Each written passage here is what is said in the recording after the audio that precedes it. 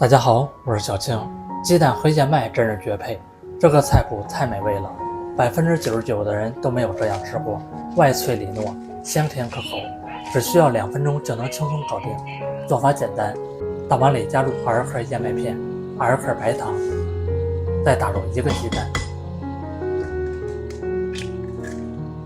先来混合均匀。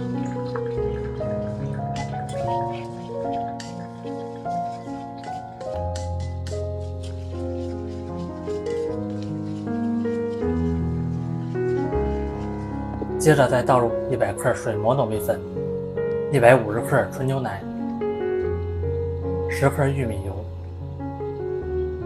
先来混合均匀。我每天都会分享一道家常美食食谱，感谢您在影片下方为我点个赞及订阅支持一下，非常感谢您。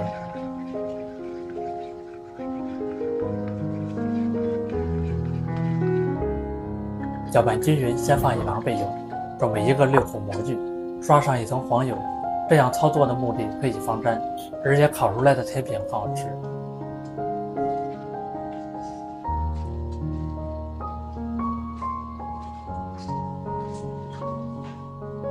接着再倒入食材，倒入不要太满，只需要8分满就行。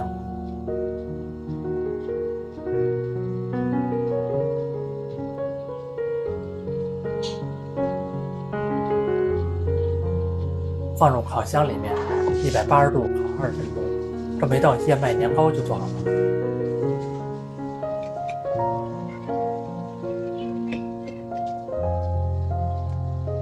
大家来看一看啊，金黄金黄的颜色，看着就很有食欲。